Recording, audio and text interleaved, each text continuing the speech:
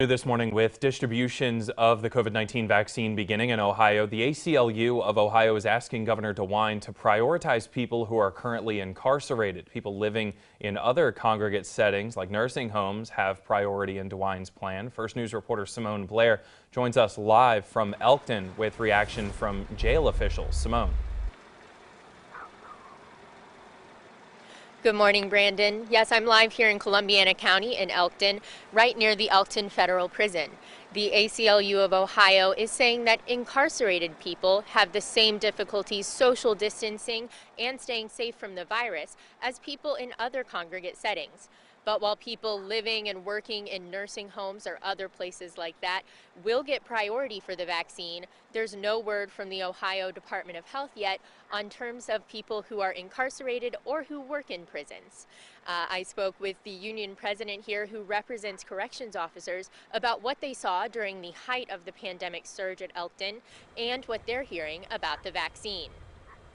Elkton was hit hard. We're dealing with approximately 1,500 inmates. We're all in very close quarters day in, day out. So Maley tells me there were as many as 70 inmates who ended up in the hospital from the virus.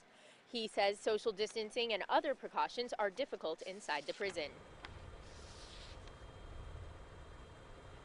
we're dealing with approximately 1,500 inmates. We're all in very close quarters day in, day out. So it's not like there's a lot of room for us inside of a prison to social distance. So it just doesn't happen that way inside of a prison. So PPE gear can only do so much.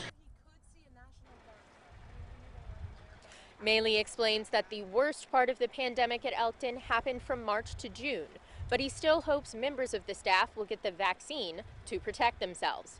Let's take a look at COVID-19 cases at Elkton. According to the Bureau of Prisons, 656 inmates at Elkton have tested positive for COVID-19 overall.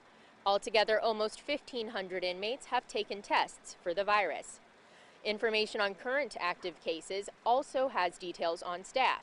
The BOP says confirmed active cases include 3 inmates and 19 staff members. And when it comes to getting the COVID-19 vaccine, Elkton may be in a better situation than prisons run by the state or by private owners.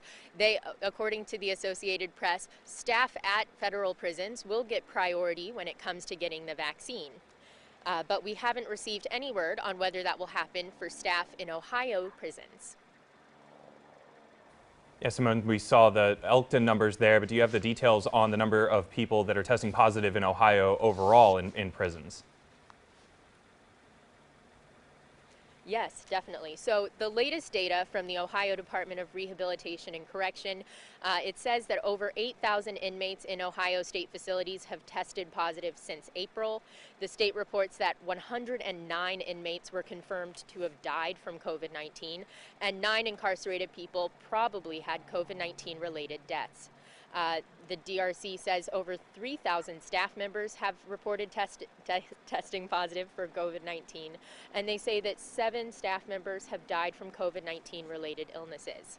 Maley did tell me some details about when Elkton will be seeing the vaccine and how that rollout will be looking. I'll have that for you later this morning. Live in Elkton, Simone Blair, First News This Morning.